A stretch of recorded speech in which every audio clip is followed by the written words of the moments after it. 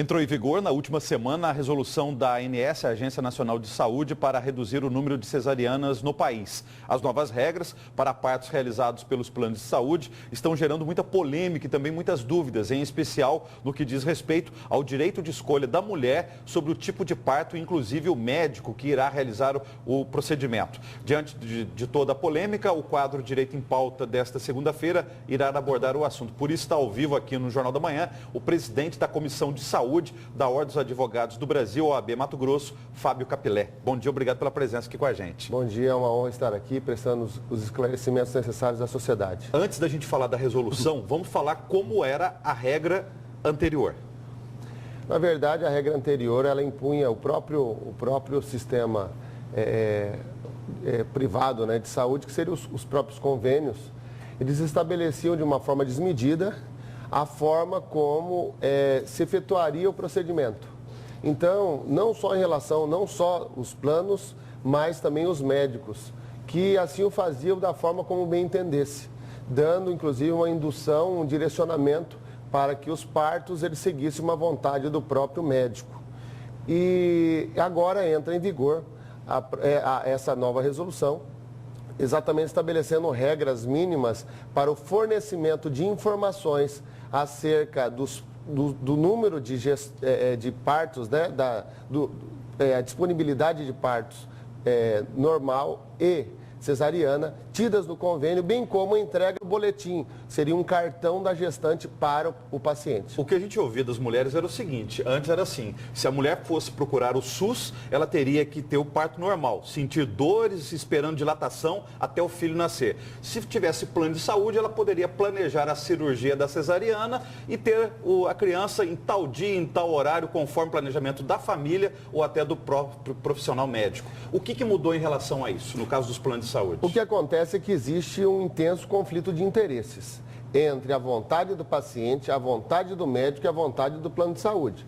Eu creio, inclusive, que essa resolução ela foi editada mais por influência dos próprios planos de saúde, porque o sistema de parto normal, ele traz um custo menor até para o pagamento do médico.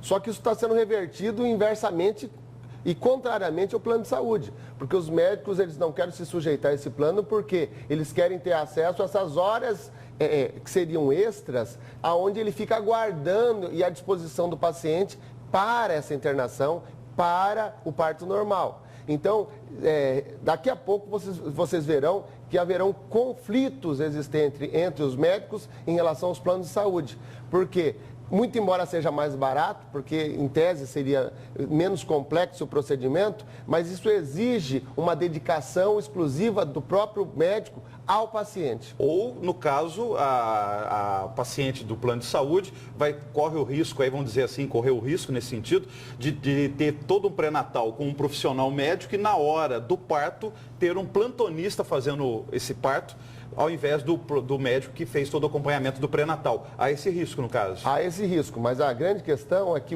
a nova entrega de cartões para a gestante, ele faz com que todo e qualquer médico que for estar lá como plantonista, ele tem acesso exatamente ao histórico da paciente, desde complicações tidas ao longo do tratamento, para que ele não seja surpreendido no momento do parto. Mas muitas pessoas que têm plano de saúde reclamam o seguinte, a gente paga e não usa. No caso da mulher gestante, que pagou durante anos, às vezes desde criança, e agora só na hora da gravidez ou do pré-natal que ela está usando o plano de saúde, não poderia ter um meio termo aí, olha, eu vou escolher o profissional médico que me acompanhou todo o pré-natal para fazer o parto da criança sem ter que pagar mais para o plano de saúde? O adequado seria que, em decorrência dos valores vultuosos cobrados ao paciente, ao consumidor, que fosse respeitada a vontade da paciente e que fosse implementada uma política de atuação efetiva em prol do bem-estar dessa paciente, assim como do filho. Até porque a estatística é muito clara em dizer que a cesariana, ela causa sérios problemas, não só o risco